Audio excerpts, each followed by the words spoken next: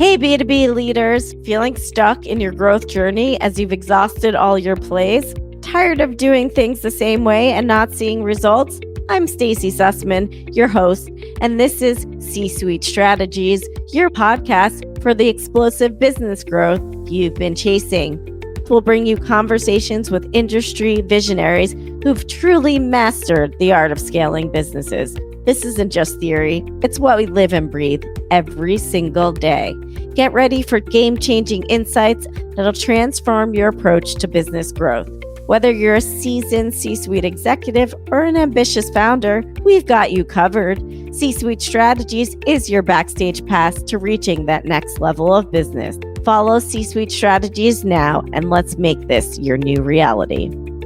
Hello, Pod Squad. We are so excited to have you for another episode of C-Suite Strategies. We have an amazing guest today, Phil Nahajewski, and we are so excited to bring this conversation to you. The topic today is the 7-layer CFO, why marketing, sales, and finance need each other. Phil has spent 35 years in the CFO seat, everywhere from multi-billion-dollar corporations to tech startups to owner-led businesses. He's working as a fractional CFO with growth-minded SMBs, and he self-proclaims himself the 7-layer CFO, which we're going to get into. So we're super excited to have you today, Phil. Say hello to our pod. Hey, Pod Squad. Thanks for having me, Stacie. Amazing. So as you guys know on our Pod Squad, if you've listened to other episodes, we all believe that the relationship between marketing, sales, and the finance is just so important. And the businesses, I believe, that don't do well have this siloed. The businesses that do better have this in alignment. Alignment obviously takes a little bit of work. But Phil, before we get into the nitty-gritty of what that even means, talk about yourself. Tell our Pod Squad what you've been up to and why you're here. His career is no less than impressive. So listen up, guys. Well, Stacie, I'm impressed with you because you pronounce Nahajewski right, and you are a great podcast host. I've been watching your episodes, so I'll try to live up to the high bar and high standards you set. I call myself the 7-layer CFO. My wife calls me 7-layer dip. It's because my career has evolved from corporate America, where I started, working for multi-billion-dollar companies like Burroughs, Unisys, Time Warner Cable, Bright House Networks for 3 decades. Along the way, I added a layer when I was asked to help rescue a nonprofit as a board member that was in financial distress, and really learned that helping nonprofits was not only good for the heart, but it gave me an appreciation for really how much can be done with delivering outcomes and tight budgets. That affected me in my corporate world with the stories I can bring to help motivate operations to operate lean with a mission mindset. Love that. So I did get to experience the glory days of computer mainframes in the 80s and cable TV in the 90s and 2000s, but glory days don't last forever. That's why they're glory days. So when the glory days of cable TV were wrapping up, and I got a nice enough severance package where I never had to work again financially, but psychically, I learned after 3 weeks of doing housework and honey to-dos that I had to get out of that hell and find a place to work. So that's why I went to work for a nonprofit. Then I met someone who had a fascinating tech startup that helped me catch this tech startup bug. So for the last dozen years, I've been helping about a dozen different tech startups as investor, CFO, helped fundraise for a few. And I was actually at the Florida Venture Forum in St. Petersburg when I met one of the partners in the Florida CFO Group 7 years ago. And I learned about this fascinating group that was different than most CFO groups.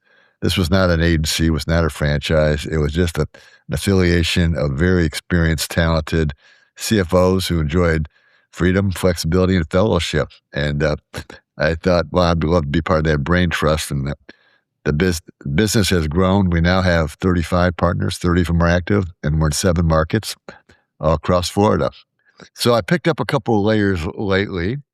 I picked up a layer called the AI layer, Ooh, our favorite. I hired an AI coach to personally train me. And Kevin Conner, if you're listening, thank you so much for being such a high quality coach that not only trained me, trained a dozen of my partners, because I couldn't stop talking about him to my partners. And that has upped the level of my game, amplified my experience in a way that makes me want to postpone retirement for a while because I want to use all this great stuff I'm learning. Love that. There's another layer I picked up that I call the enlightened fractional layer. And this is how we met, Stacie, through Phaeton Kwasny at Fractio. Correct. Hers was one of the startups I was advising. And by the way, she's presenting at Florida Venture Forum in Miami later this month. And we were strategizing then how to get traction for the software she was building, which was all about creating a platform, workforce management platform for the fractional world that no longer billed by the hour, but was billing by outcomes and the value they produced, which Love that. I believe is the future, with AI kind of obliterating what does an hour mean anyway. Great. So we started a podcast series called The Enlightened Fractionals because in my journeys over the past 10 years as a fractional CFO, working for 5 to 10 businesses a year, I realized that I got exposed to a lot of fractional talent, not just finance, but sales, marketing, human resources, operations, cybersecurity, some good, some not so good. And what I have been noticing lately is a lot of the positive comments I've been getting from my clients are not about me, but the people I introduce my clients to because of my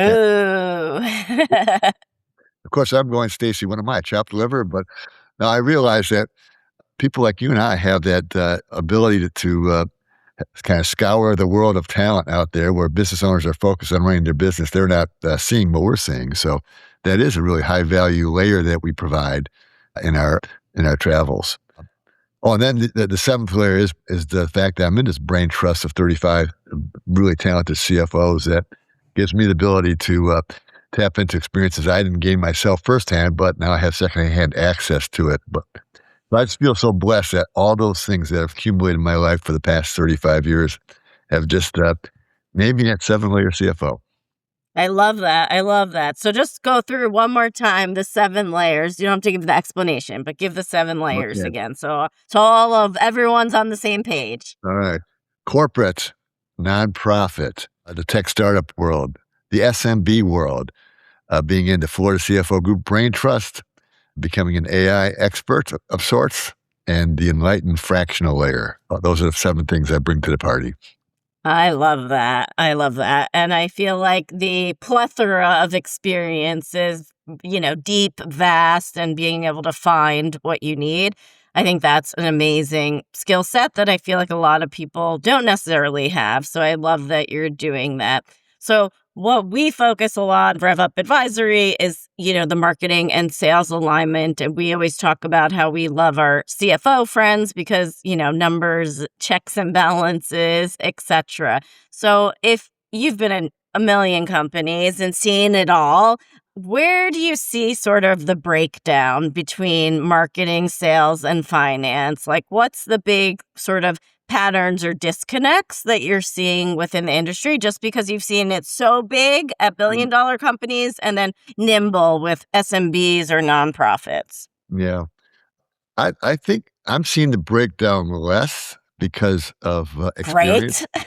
I think that there is early in your career as a C-level finance person or marketing person, you might be focused on your function more than the overall team and not realizing how the pieces are so critical for each other that you really need to yearn for each other's success.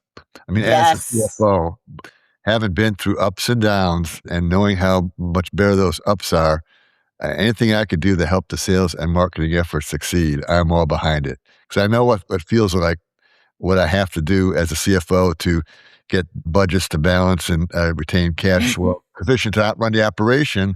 It's not fun. It's much more enjoyable to work side by side with the marketing people to allocate the right resources to fund their creative ideas, fund the sales effort the right way, and then it becomes a great team experience that us more senior C-suite executives know how to make happen, and we relish it.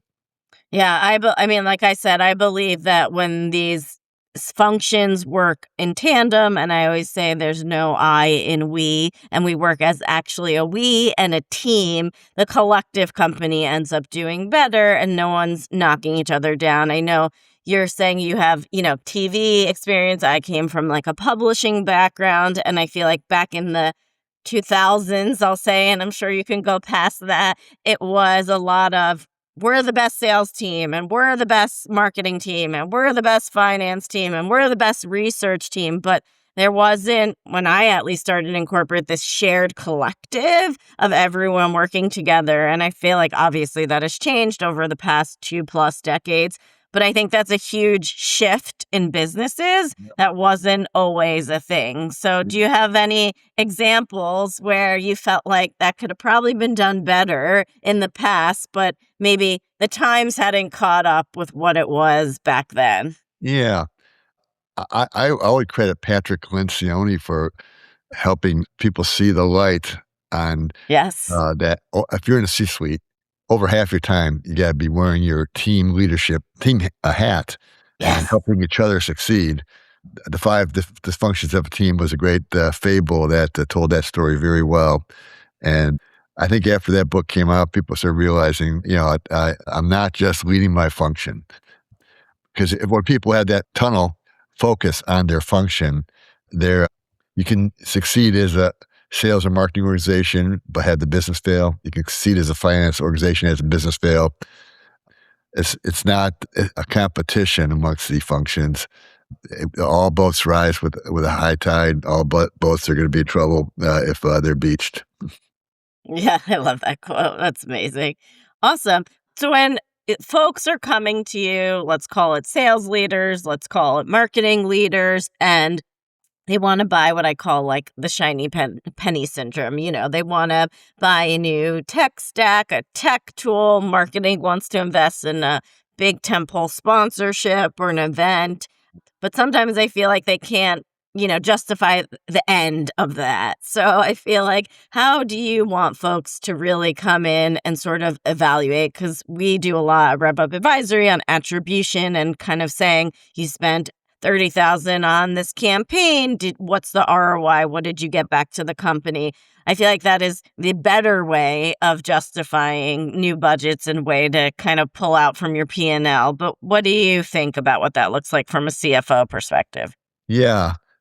Two thoughts come to mind, Stacie. One is the whole team's got to understand the strategy, what we're trying to become. And the more that we're all aligned and we have a common view based on very simply presented financials. I believe in simplicity because the simpler it is, the easier. And I'm talking about the simplicity on the other side of complexity. Uh, how you get that dialogue going where everybody gets the numbers. That's, I think, what the superstar CFOs do is they are able to help everybody feel what we feel as masters of understanding the ins and outs of the financials. And that way you're not fighting over the allocation of funds. You're all trying to see how we can make all the pieces fit together. But attribution is hard because there's so many factors that affect the results of a campaign or an initiative. Some internal, some external. Yes. I know that early in my career, I thought I was working with some marketing geniuses at Time Warner Cable because the numbers they're able to bring. But, 1992 cable rate regulation, a little bit about dropping rates down, but there's actually a clause in that cable rate regs that said cable companies must install their customers in 4 days. Our product was so hot, people were chasing the trucks down the street because they wanted ESPN and MTV and HBO that was new and exciting. And how good of a salesperson do you have to be when people are chasing down your trucks? And what's it say about Best job. yeah, if the people are complaining, I can't get your product fast enough. I need a regulation to make sure that happens. That says a lot about the what was being delivered. So attribution wise, do we say that great success was because we had great marketing campaigns? Well, there's a story alongside of the campaigns. And so whenever you do attribution, you have to What my approach is, I'll keep a timeline where I will try to not only have the numbers, but my awareness of everything else going on inside the company, outside the company, inside the industry, all the factors that could affect the results. So we have a more holistic view because Love it's that. never going to boil down to just the numbers. There's going to be some difficult to quantify factors that are going to either cause you to ride with the current or against the current. I love that. And so when these leaders are coming to you as a follow up and they're asking for, let's say, budget approval, obviously, I would hope the good ones are coming to you with numbers and justification. But what are some of those hard to factor kind of pieces? I would assume like market conditions, industry regulations. What are you thinking around that front? Yeah. Well, even bigger than and broader than that is understanding that the market cap or the valuation of the business is not just based on Ooh, EBITDA, it's based on the multiple. The multiple is based on the quality of your brand, the quality, your customer loyalty. Those are things that will warm the cockles of an experienced CFO's heart if you're saying, speaking in terms of these marketing programs have the potential to elevate the brand, increase customer loyalty. Because we know, as those of us who have bought and sold companies, that those are two things that truly affect the total value of the company, not just the bottom line. So the valuation is always a multiple of, also always a calculation of the EBITDA times the multiple. I Uh, love that. so yeah, we're big fans of strategic brand investments, and I've seen some good ones. We launched the Bright House brand after the spinoff from Time Warner, and I'm not sure if you're familiar with this story. You might because you've been part of the Newhouse family for a while.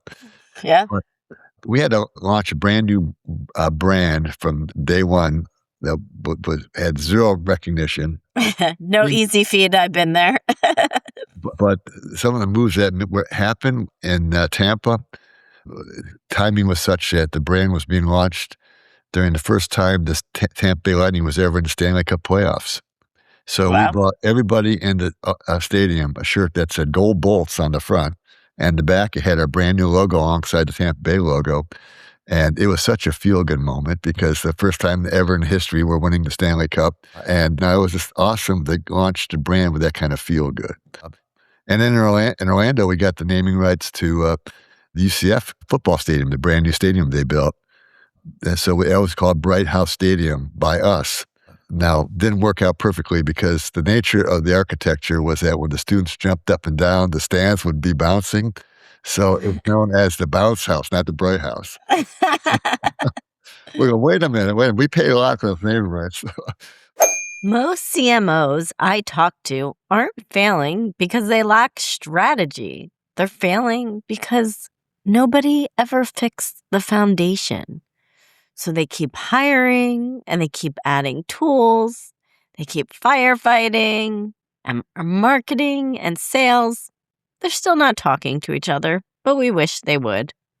It's not just a people problem. That's really, in our words, a foundation problem.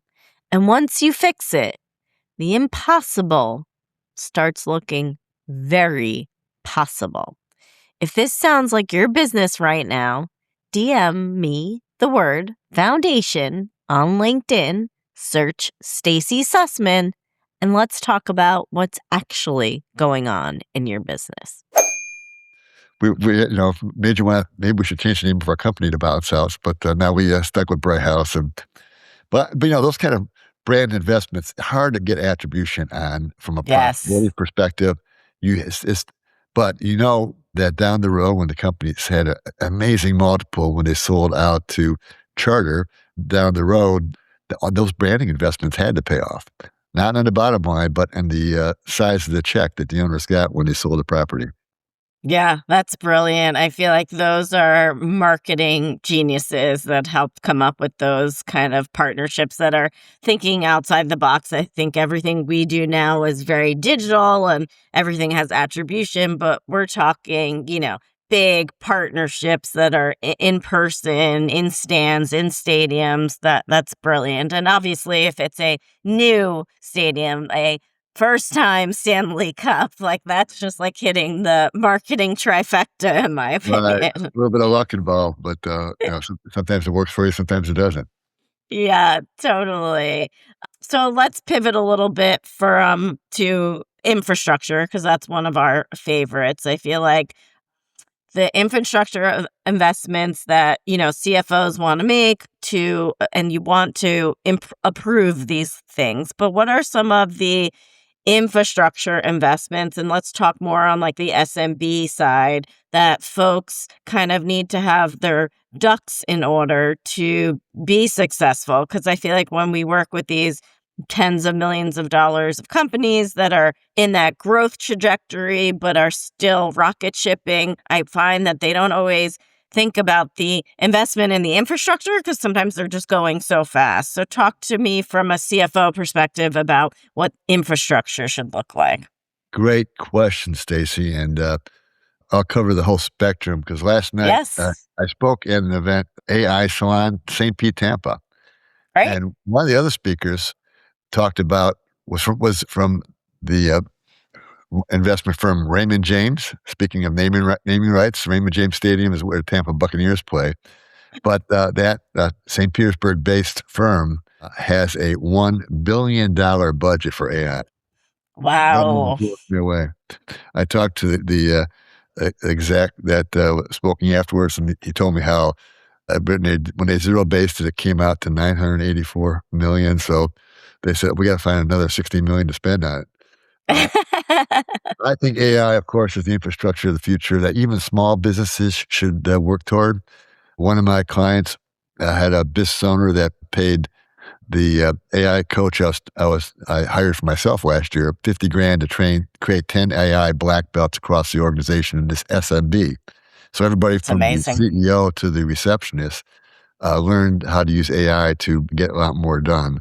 And I think that's the kind of infrastructure investment that's going to make the biggest difference going forward.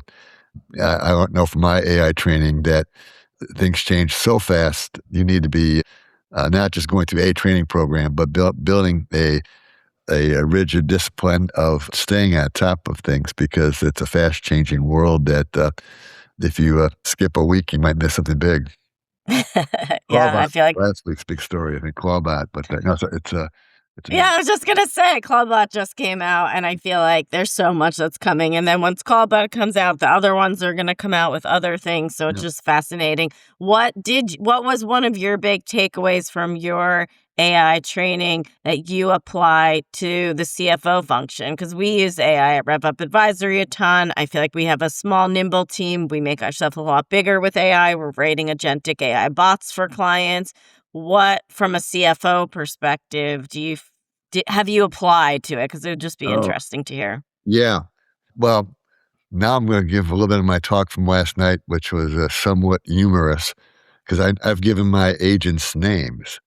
Uh, Oh, yeah, of course. I talk about how I tell my story how I was an identical twin, and for the first 16 years of my life, I was constantly with my twin brother, constantly competing against him. Love him, we had fun, but I couldn't wait not to be a twin anymore.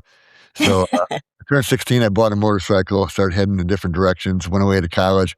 We never lived in the same city, and I achieved my mission of not being a twin. And then Agentic AI comes out, and I create myself a twin, second Phil. Second Phil is my agentic CFO strategic thought partner. And together we research, analyze, strategize, develop KPIs, automate things. And now he amplifies my ability as a CFO in a big way.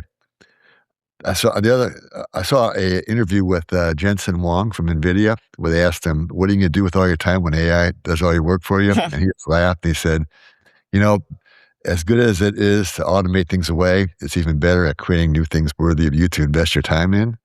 That's been so Mm, true for me because my calendar's never been fuller, my project list's never been longer.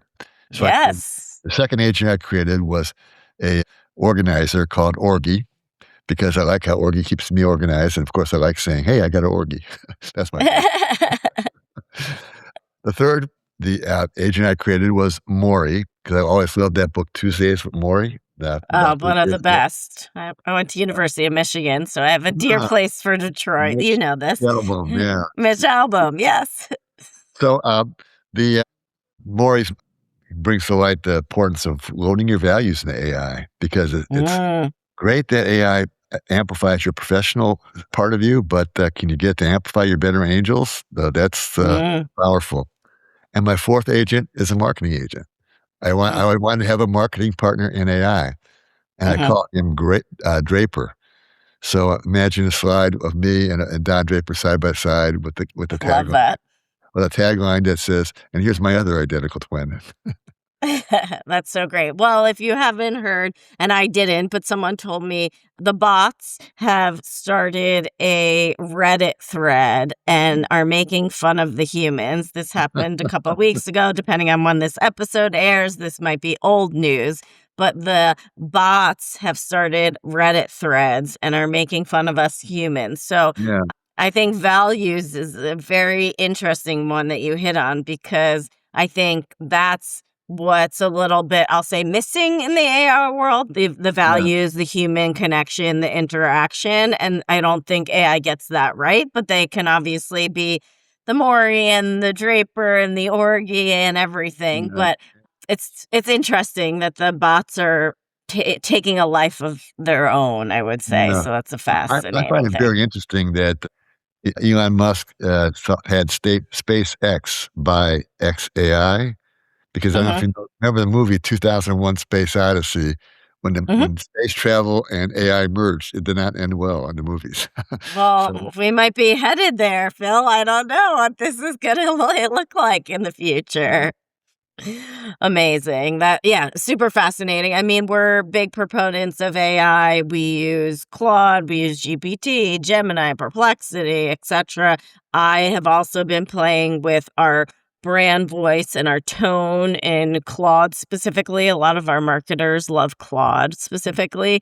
We have friends that are doing commercials and photo shoots now in AI. So instead of, our Condé Nast days, we would send them on location to South Africa and a whole team, etc., and spend hundreds of thousands of dollars, I'm sure. They can actually take you to, a studio, get 1,000 pictures, and then sort of like recreate them into different locations around the world and keep the integrity of the product or the clothing, etc. So it's, in my opinion, fascinating because we're at the cusp of incredible lightning speed innovation. But I think the values and ethics and sort of what we stand for as people is where I think the lines personally get very blurred. yeah, I used this line yesterday, Stacy. They say golf reveals character. I think AI reveals character, right? Because there are those who use it with transparency and generosity, and that reveals their character. And there are those that don't, and that reveals their character. Yeah, I agree. I say a lot of pleases and thank you to my AI Oh, agents, but I apparently not everyone does. But I try to err on the niceties with my okay. AI because I find that they're helping me. And so if they're helping me, it pays to be pleasant in my mind. Yeah, I think it's important that we train each other. I think one of the other values I provide to my clients is because I invested in AI training. Number one, I always transparent about when have AI do work that helps the client. I say this is from Yes. AI. Help me review it for hallucinations. But then also, I try to share that knowledge with people who maybe have not had the benefit to pay for a high cost trainer like I have, and uh, Yes. spreading that knowledge is a good team building thing, but also so good for the business because it's the best way for us to squeeze costs out of the business is get AI to automate things and lessen the requirement to have to hire up to keep pace with the growth. Yeah, I mean, we do a lot of business intelligence for companies. We're doing a lot of Salesforce and HubSpot, and we're looking at a lot of data and numbers. And I would say first, it's like, is the data actually accurate and they have good hygiene? I mean, no one's ever at 100%, but are we tipping in the 70s, 80s, 90%? Yeah. That's step one. And then two is we show folks in the C-suite visibility into patterns, trends, year over year, month over month, quarter over quarter. And so with AI, we're able to not only build that in a CRM and a system really easily, but we can help tell this narrative and the story of what that looks like really easily. And that is predictive of the business. And a lot of our folks are looking for that multiple that you've been talking about. And so it supercharges that faster and helps them, move much more nimbly. Yeah, important stuff. Yes. I'll have two more questions. I would say one is, where is it that folks lose credibility with CFOs? Because I think we're talking a lot about alignment and everyone works together. And my friend from South Africa singing from the same song tree is what her expression is in South Africa. But where are places where these C-suite executives, marketing, sales leaders sort of lose credibility with the CFOs, and what can they do better? Because, this is learning for everyone here. Yeah. If I were to quote a movie, Cool Hand Luke comes to mind. What we have here is a failure to communicate. When things go down, it's because we're not talking with each other. So I'm a big believer in frequent, meaningful conversations, that we all at our heart have the business's best interest in mind. We should be able to align our approaches, our knowledge, our skills. I think it's just a matter of having more frequent, meaningful communications with each other. Yeah, I feel like I've been learning a lot about psychology in the past couple of years, because when you start getting into the C-suite and having conversations with these, high-powered, high-stressful executives, there's a lot of psychology that comes into change mindset, change leadership, business transformation. And I think it's just like fascinating how much of psychology comes into leading and growing like a really great business. Is that your way of seeing there's a lot of whack jobs in the C-suite? Well, I think there's a lot of, I'll say, unresolved past experiences that they need to sort of resolve for themselves in order to move forward and make this company the next big success. And we talk with our executives very intimately, which I'm sure you do. I feel like we get to know them very personally, not just professionally. And we want to be trusted advisors, which I'm sure you want to be. And that takes, going at it with them at a different level of business at the end of the day. Trust is so important. Yes. All right. So as we're wrap, if there is any piece of advice you would leave our C-suite and pod squad with, besides all of the great 7 layers, what advice would you tell folks that are sort of in the trenches, doing this every day, got to keep going, want the multiple, want the exit? What would you say to those folks? Well, there's a lot of small and mid-sized business owners that still think they have to wait till they're big to get experienced financial leadership. But the emergence of fractional talent is a enabler for you to tap into some great skills, knowledge that you need on your way up, not wait till you get up to get there, because you might never get up there without it. So be open-minded about how you can add fractional talent to your team, because there's a load of good, talented people that can do wonders for the small, mid-sized businesses. If you need help finding them, reach out to me. I can connect you with the right partner in the Florida CFO Group, but also I can connect you with some of the right fractionals that I've met along my travels. Yes. And if our folks want to get in touch with you, or they want to follow you, or you are on LinkedIn, podcasts, tell us all, Phil. Where can everyone find you? Well, if you should follow, if you're a small business owner or mid-sized business owner, the Florida CFO Group LinkedIn page. I'm trying to get my podcast game up to yours, but by the end of the month, we'll have had our 100th CFO Coffee Talk. Nice. We're wrapping up season 5. And not only do we have great coffee talk content, but we've got great blog articles and good updates on what we're doing out in the community. So please follow the Florida CFO Group page on LinkedIn. I'm probably on there too much, so it's easy to find me on there. But I have 34 other really excellent partners that also deserve the attention of small business owners, because for every Jack, there's a Jill. For every small business owner, there's a fractional CFO. Love that. Awesome. Well, thank you, Phil, for coming on today. This was such a great conversation. We really appreciate it. To our pod squad, we hope you've been here through the whole conversation, listening to the end. Phil's thrown some really awesome knowledge, and you never know, your next big business breakthrough may be an episode away. Thank you so much. As we wrap up this episode of C-Suite Strategies, I want to express my sincere gratitude to you, our listeners, for tuning in and engaging with our podcast. Your commitment to business growth and operational excellence is what drives this podcast forward. A special thank you to our guests today for sharing their valuable business insights and experience. Your wisdom is a gift to our audience, and we're honored to have had you on our show today. If you enjoyed this episode, we'd be thrilled if you follow and subscribe to the podcast. Your help supports us to reach more ambitious business leaders just like you. And if you didn't enjoy it, well, I guess I'll see you never. This is your host, Stacie Sussman, Chief Revenue Officer at RevUp Advisory, signing off.